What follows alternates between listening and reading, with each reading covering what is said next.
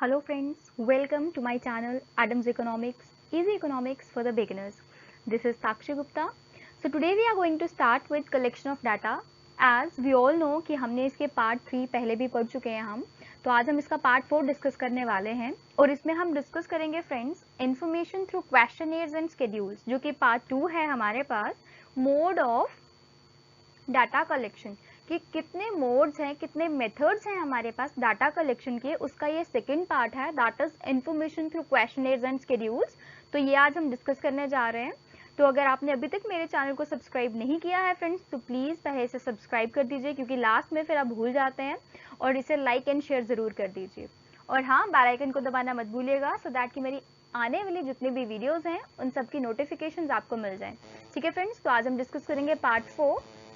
सो यहाँ पे फ्रेंड्स हमें क्या डिस्कस करना है, here we will discuss collection of data.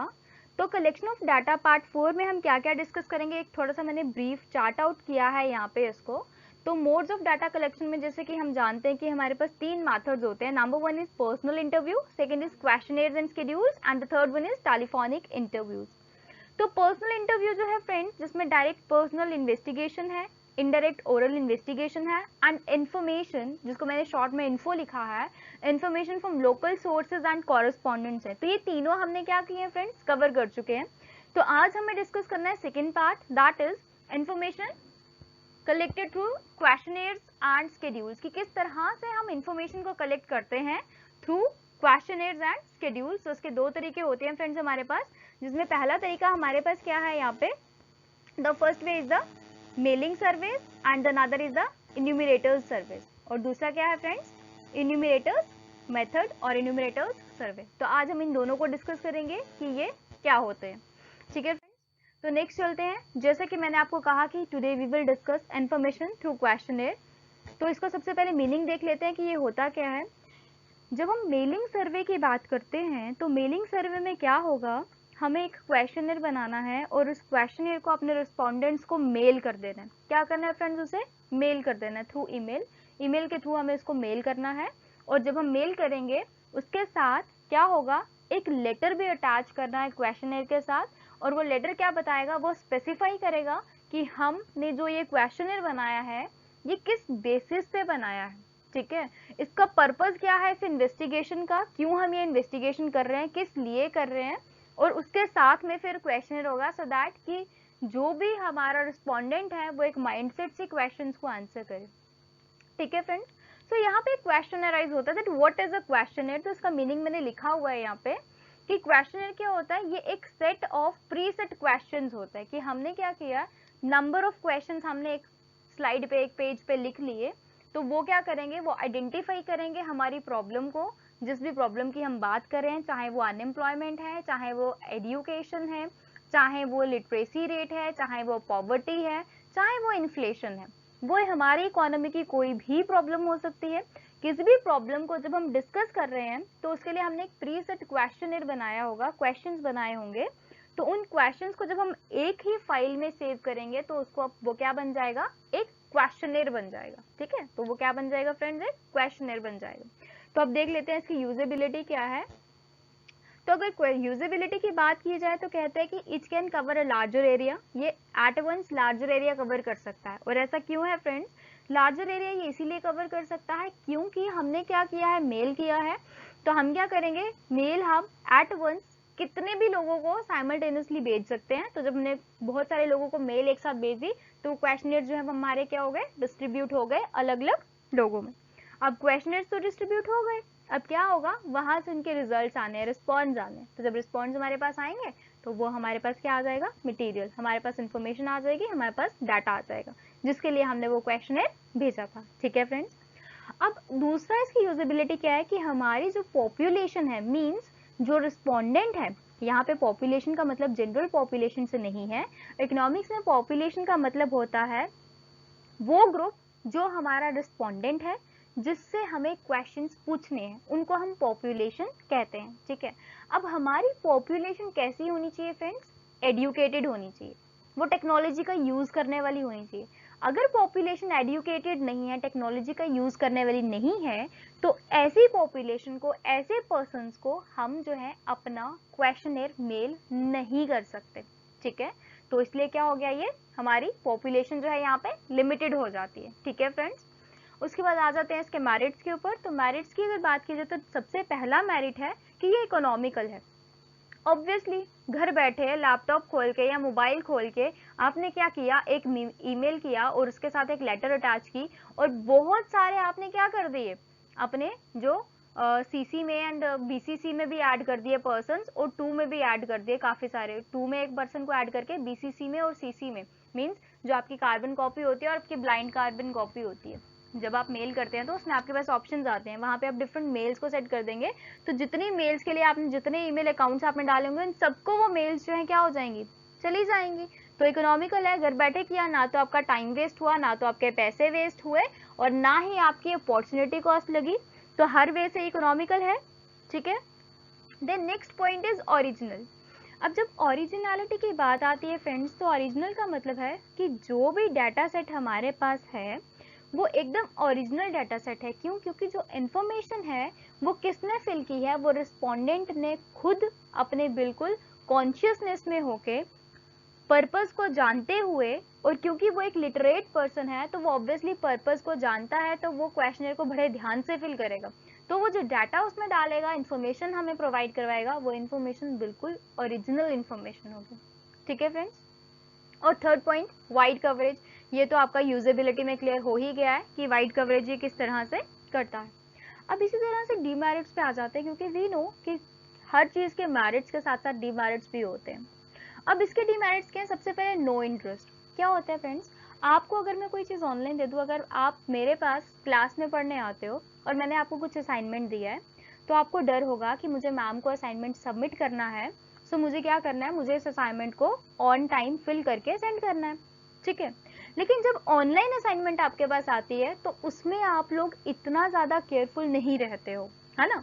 And reason being, क्योंकि आपको जो भी, जिसको भी आप अपनी इंफॉर्मेशन प्रोवाइड करवा रहे हो, असाइनमेंट दे रहे हो, आप उसके साथ फेस टू फेस इंटरैक्ट नहीं कर रहे हो, ठीक है।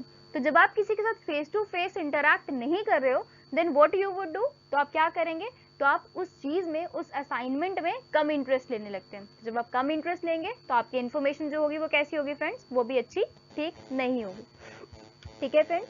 उसके बाद बात आती है हमारे पास, तो ये नो इंटरेस्ट यहाँ पे हमने डिस्कस कर लिया, ठीक है। उसके बाद बात आती है इनफ्लेक्सिबल। अब ये इनफ्लेक्सिबल क्यों है फ्रेंड्स? ये इनफ्लेक्सिबल इसीलिए है क्योंकि जब मैंने आपको, बीइंग अ रिसर्चर, इन्वेस्टिगेटर, अगर मैं आपको क्वेश्चनर सेंड कर रही हूँ, ठीक है, आपने क्या किया, उस क्वेश्चनर को देखा, लिया, ठीक, लेकिन जब आपने क्वेश्चनर को लिया उसके बाद क्या किया, आपने मार्क कर दिए आंसर्स और क्वेश्चनर मुझे रिटर्न कर दिया, ठीक है। आपने मुझे मेल के थ्रू क्वेश्चन रिटर्न कर दिया, रिस्पॉन्सेज आपने रिटर्न कर दिए। आपके रिस्पॉन्सेज में क्वेश्चंस, अगर मैंने 50 क्वेश्चन डाले थे, 50 में से आपने 30 क्वेश्चन अटेम्प्ट किए। How many questions you have attempted? You have attempted only 30 questions out of it. तो जो 20 क्वेश्चंस है वो रह गए। अब 20 क्वेश्चंस का रिस्पॉन्स मुझे आपसे नहीं मिला, बट मैं आपको ये मेल दोबारा नहीं कर सकती। उन 30 क्वेश्चंस के लिए जो आपने मुझे दे दिए, that is good for me, वो तो मेरे इन्फॉर्मेशन के रिकॉर्ड में आ गए, लेकिन 20 की जो आपने इन्फॉर्मेशन मुझे नहीं दी, अब क्या वो क्वेश्चंस यूजलेस थे? क्या वो क्वेश्चंस आपको समझ नहीं आए? क्या रीजन था उसके अनआंसर होने का? मुझे नहीं पता। तो इस तरह से अगर वो अनयूजफुल थे तो मुझे वो चेंज करने चाहिए, लेकिन क्योंकि मेरे पास कोई रिस्पॉन्स ऐसा आया ही नहीं, सो मैं क्या करूंगी, मैं उस क्वेश्चन को चेंज नहीं कर सकती। तो इसीलिए वो क्वेश्चन कैसा बन जाता है, इनफ्लेक्सिबल बन जाता है in case of your mailing service. Sorry, I have a bad thought today. Then comes your limited use. अब इसका यूज कैसा है फ्रेंड्स? इसका यूज लिमिटेड यूज है। अब लिमिटेड यूज का क्या मतलब है फ्रेंड्स? लिमिटेड यूज का मतलब है कि हमने क्या कहा कि हमारी पॉपुलेशन जो है वो कैसी होनी चाहिए, वो एडुकेटेड पॉपुलेशन होनी चाहिए। तो एडुकेटेड पॉपुलेशन से क्या मतलब है कि सिर्फ जो पढ़े लिखे लोग हैं, जो टेक्नोलॉजी का यूज करना जानते हैं, वही लोग मेरे क्वेश्चनर को ले सकते हैं, उन्हीं को मेरा क्वेश्चनर मिलेगा, अदरवाइज बाकियों के पास एक क्वेश्चनर नहीं जाएगा। तो मेरी पॉपुलेशन जो है वो क्या हो गई, वो लिमिटेड हो गई। अब बात आती है बायस्डनेस की। तो बायस्डनेस क्या होता है फ्रेंड, कि अगर फेवरिज्म शो करता है, किसी एक चीज के लिए कोई पर्सन जो है वो डाइवर्टेड है, तो वो जो रिस्पोंडेंट है वो उसी तरह के आंसर्स देगा, जिसकी वजह से मेरी कंक्लूजन जो है वो सारी की सारी क्या हो जाएंगी, गलत हो जाएंगी। तो ड्यू टू विच ये जो मेथड है ये लेस एक्यूरेट बन जाता है। ठीक है फ्रेंड्स, आई होप मैंने क्लियर किया होगा। कहीं पे भी किसी भी पार्ट पे कोई डाउट होगा तो प्लीज आप मुझसे पूछ सकते हैं।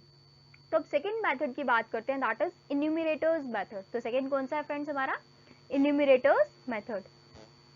अब इन्यूमरेटर्स मेथड में क्या होता है फ्रेंड्स कि इसमें जो इन्वेस्टिगेटर है वो रिस्पोंडेंट के पास खुद जाता है, इसके पास भी एक प्री सेट क्वेश्चनर होता है, लेकिन ये क्वेश्चनर जो है वो रिस्पोंडेंट को देता नहीं है फिल करने के लिए, बल्कि अपने मुंह से खुद उससे पूछता है क्वेश्चन और खुद फिल करता है।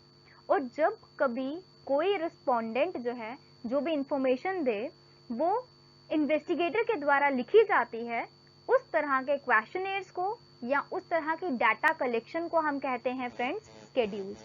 क्या कहते हैं फ्रेंड्स उन्हें हम, स्केड्यूल्स। तो यहाँ पे हम क्या करेंगे, इन्यूमरेटर्स मेथड में हम स्केड्यूल्स का यूज करते हैं। स्केड्यूल्स का यूज करने का मतलब है फ्रेंड्स कि जो भी इंफॉर्मेशन है वो इन्वेस्टिगेटर कलेक्ट करता है एंड खुद क्वेश्चनर पे उसको क्या करेगा, फिल करेगा।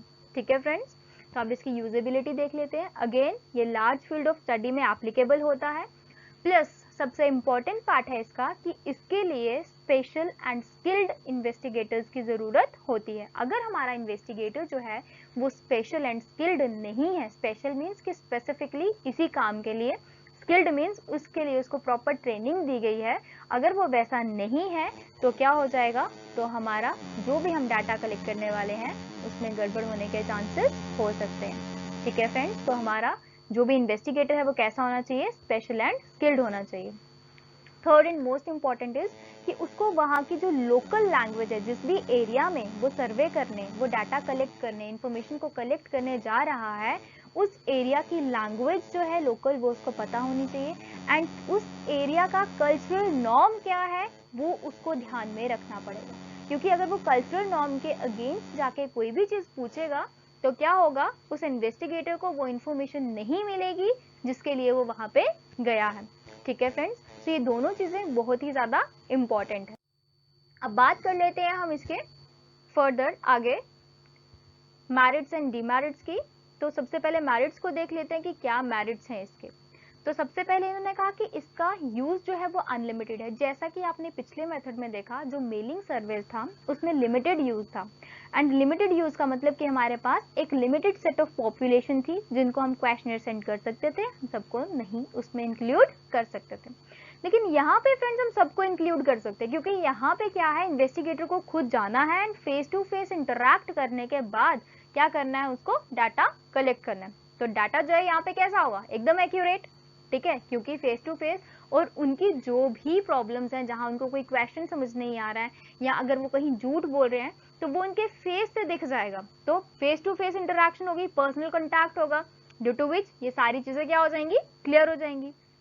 देन कम्स फ्रेंड इम्पार्शलिटी, कि इस पार्ट में क्योंकि जो इन्वेस्टिगेटर है वो एकदम स्पेशल एंड स्किल्ड पर्सन है, तो वो बिल्कुल भी किसी भी एस्पेक्ट के लिए पार्शल नहीं होगा, फेवरिज्म नहीं शो करेगा, वो इम्पार्शियल होके बिल्कुल as consider to as you can say devoted towards the inquiry, investigation की तरफ डिवोटेड होते हुए वो अपना सारा काम, सारे इंफॉर्मेशन को कलेक्ट करेगा। देन कम्स कंप्लीटनेस, तो इस तरह के जो मेथड्स होते हैं इसमें एक कंप्लीटनेस मिलती है हमें, क्योंकि हमारे पास पूरी प्रॉपर इंफॉर्मेशन आती है, पूरा डाटा हमारे पास इसमें क्या होता है फ्रेंड्स, कलेक्ट हो जाता है। ठीक है फ्रेंड्स, अब आगे बात करते हैं डीमेरिट्स की।